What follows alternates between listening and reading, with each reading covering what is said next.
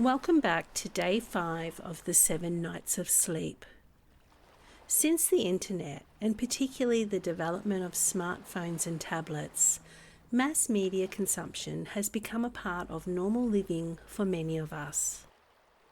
Around the world, there are almost 3 billion smartphones in people's homes. These amazing pieces of technology connect us to the world around us, they connect us to other people, and they keep our minds busy and stimulated as we scroll through an endless world of information and entertainment. Many of us have fallen under their spell. Just like our arm or leg, these little electronic devices have become a permanent extension of ourselves. Mass media and social media is changing the world, for both good and bad. And as it does, it is having a profound effect on individuals and society as a whole. How we choose to use our screen time and how we choose to consume media has a major impact on the quality of our lives and the quality of our sleep each night. It also affects our health, emotional well-being, and our relationships with others. On the one hand, a positive use of technology and mass media enables people to become informed, collaborate in innovative ways, or stay in touch with friends and family. On the other hand, these same connections can be used for dangerous cybercrimes. Social media can help people to feel connected and happy, to connect with old friends and make new ones. However, that same social media can lead to depression or anxiety, especially when life doesn't seem to meet the expectations of the highly edited world of social media, with all its perfectly edited social media profiles and carefully curated media streams. Modern media may be a source of motivational messages, videos, health apps, or blog posts that all improve your life and increase productivity or healthy living. However, it's just as possible that these very messages can also prevent you from getting out there and actually living life. Meditation apps and YouTube sleep stories are a wonderful tool for helping calm the mind and helping you drift off to sleep. However, if we don't turn the light down on our screens, then it can also keep us awake longer at night. Mass media affects each person differently, and we each need to look at our own life to make informed decisions about our own media consumption. So take a moment to consider, where do you fall on the pendulum? How does your use of media and screen time affect your mood, your productivity, and your overall sense of well-being? If you tend more towards the negative impacts, things like depression, anxiety, stress, inactivity, or lack of sleep, then it may be time to limit your media consumption or to give it an overhaul. The big problem with most media consumption is the actual amount of time that we do spend on our screens, with the average person devoting approximately 6 to 7 hours per day to screen time, with 2 or 3 of these hours being used at night just before our heads hit the pillow. The time spent on our screens is also growing very fast, with fears that once virtual reality becomes a thing, that many people will choose to stay within virtual reality 24 hours a day as opposed to experiencing real life. A big part of the growing usage comes down to boredom and the modern mind's need for distraction. This is a problem because it is within those little moments of boredom, no matter whether we're in a 2-minute elevator ride, a 30-minute bus commute, or we just have a spare hour of nothing to do. For it's these moments that our minds have the opportunity to create a little space within, so long as we don't distract them. These moments of downtime and disconnection are an opportunity to become more mindful within the present moment, to reset the mind to a state of calm, and to de-escalate any mini stresses that we may have experienced within the day so far. A quiet and undistracted mind also creates the time and space for the mind to process and download thoughts, creativity, and new learnings of the day. By taking out your phone during those times of boredom, you disrupt the mind's process of clearing itself. A process that not only helps calm you, but it's a process that also sparks creativity and innovative thinking, while also helping you retain learnings and information of the day. Another thing that keeps us hooked to our screens is the constant checking of our emails, social media comments, fitness apps, text messages, and so forth. This addictive behaviour comes naturally to our human mind for varying reasons, such as we just don't sit well with the uncertainty of not knowing, or we get obsessed about achieving results. Because our world is more connected than ever, we are constantly on the lookout for both positive and negative feedback from the world that we live in. Whether that may be a friendly email, maybe it's no likes on our latest social media post, or the fact that we haven't reached our 10,000 steps for the day on the latest fitness app.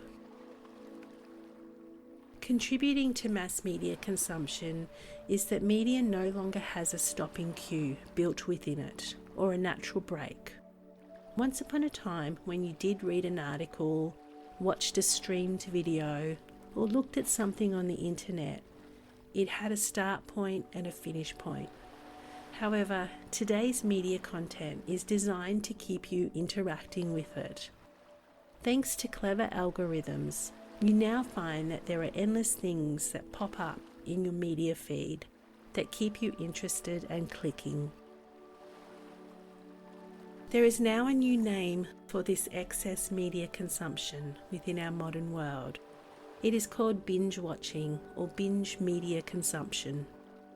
Whether we get taken down the rabbit hole with the latest celebrity gossip, political scandal, or stay up till 3 a.m. watching a season of something on Netflix, it is all classed as binge media consumption, and it does affect the way that we now choose to live our day-to-day lives. So why is all this screen time a problem, and how does it actually affect the quality of our sleep, our life, and just our general overall well-being? The main number one problem is that it is actually an addiction for many people. And like all addictions, they run our life and they control everything that we do. But besides from being addictive, there are several other main areas in which it negatively affects our life. Firstly, it affects our sleep. Many of us can probably say that we have at times experienced indulging in the guilty pleasure of a little media binging just several hours before bed. And as we covered earlier in the sleep program, artificial light that does emit from our screens does interfere with our body clock by signalling to the body that it is still daytime. This then results in our body not releasing melatonin, a hormone that induces sleep naturally by making us feel drowsy and sleepy once it gets dark. Secondly, it causes us to be less active. The more that we spend time on our screens, the more we are not moving our bodies. This is something that not only brings with it health issues, but because our bodies are not physically tired or exhausted, it also tends to make it harder to fall asleep at night. Thirdly, the addiction to screens makes so many of us distracted in our day-to-day activities, and this can be dangerous to either ourselves or others. All too often, we check our screens when we are walking, driving, operating machinery, and so forth. Another aspect is that it also affects our relationships with others. Many of us are guilty of sitting next to another person, whether it be at a cafe or in our lounge room. And instead of spending the time together talking, both people are on their phones checking emails, text messages, social media, the news feed, and so forth. Extensive media consumption can also affect our emotional well-being. Due to media being highly edited, it can transport us into a reality that just simply is not true, often leading us to fall into the comparison trap of comparing ourselves and our lives to others as we scroll through our feeds and make judgments about how we measure up. The good news is that there are many things we can do to become more mindful of our own media consumption, which in turn will help us sleep better at night. They will help us create more balance throughout the day, and they will also ensure that our electronic devices aren't taking us away from all those important interactions and life activities. Let's go through a few now. A great way to reduce your screen time is to actually start tracking your screen time. Monitoring our own screen time and seeing what it's actually being used for can be helpful, as many of us do tend to underestimate the amount of time we actually spend on our electronic devices throughout the day. This can be done by using an inbuilt screen time function that are in most smartphones now. There are also apps that track time and disable features once the time limit is up. You could also try switching off your electronic notifications. This is a simple but important way to reduce your media consumption, because it's hard to focus when your phone is constantly buzzing with notifications from messages or social media platforms like Snapchat and Instagram. Many people find that turning off all or almost all notifications is extremely helpful. And at a very minimum, we should consider turning off our notifications from our social media apps or anything else that may distract our attention away from other things on a regular basis throughout the day. Creating a phone-free space has proven to be helpful. A phone-free space could be intentionally set up by designating activities and times where devices are not used. This could simply mean putting devices away while you're at work, during conversations and activities with friends, and just not bringing them along for your meals or at restaurants and cafes and things. When it's time to sleep, it's also best to not bring your phone to bed if possible. And if you must take it into your room, then make sure you either set it to airplane mode or the do not disturb mode. Something else that's important to consider is to start consuming your media mindfully. Make a conscious choice to only consume media that uplifts you or serves you well. Also make sure you set time limits to your media sessions. Plan how much time you're going to allow yourself to spend consuming a particular type of media each day. A great way to do this is to set an alarm clock to remind you when that time limit is up. It is good to try putting the alarm clock away from you so that you have to physically get up to turn it off, creating a break or a disruption during the media session, which makes you less inclined to go back to your media session. Another thing that we could look at is just trying to reduce the time that we actually spend on our media. The first step to successfully reducing your media consumption is to just give it a go. Start out by slowly reducing your time spent on media each evening. Just aim for 15 minutes less each night before bed. And just over time, slowly work up. Alternatively, you may want to try a 3, 7, 14 or 30-day media detox. This involves not consuming any media at all, which has been known to help reset unhealthy media habits. Even if you're hesitant or unsure that you can do this, just try it for half a day, or maybe even a weekend. See how you feel after the media detox. Take note on the positive changes it has had on you. For example, maybe you are finding that you are sleeping better, you feel more energized, or you feel more emotionally balanced all round. And if you do like how you feel, then try it for a bit longer, maybe a week, and then slowly progress to a full month if you can. Another way to reduce our media consumption is to make peace with discomfort. Many of us, myself included, turn to media for a little distraction when we feel a moment of discomfort or stress. It's a bit of a digital teddy bear. If we're bored, we click an app. If we're frustrated, we might watch some Netflix. And if we're stressed out, we click away at something else. Instead of giving in to this digital support system that temporarily moves us away from the discomfort that we are experiencing in that moment, choose to sit with quietness and give yourself the space to just simply feel what you are feeling. Choose to actively hang out with feelings of discomfort.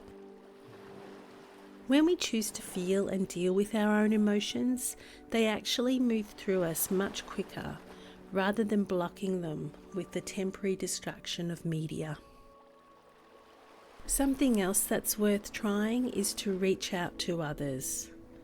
Spend less time trying to connect with people digitally and find new ways to spend more time reaching out in meaningful ways to people and the world around you.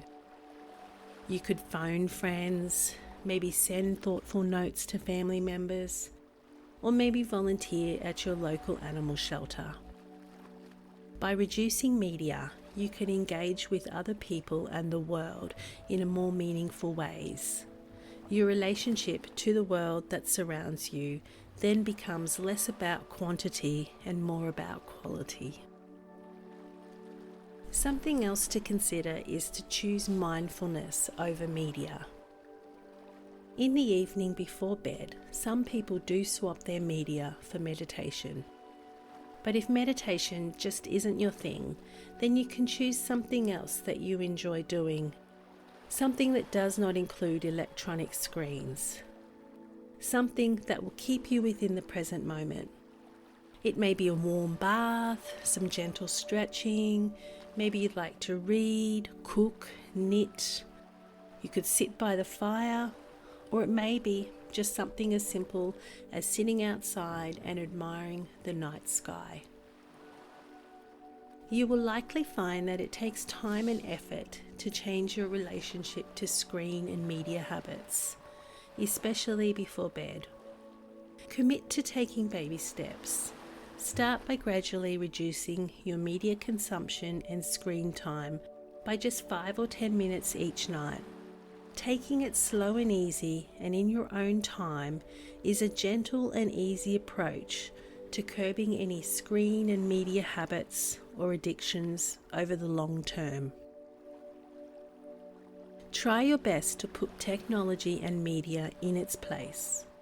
These devices are designed to enhance our lives, but they can become intrusive if they're not consumed mindfully. Commit to managing your screen time, and this small change will actually up-level your own ability to relax and drift off to sleep. It will also ensure that you do get enough sleep to feel rested and uplifted the next day.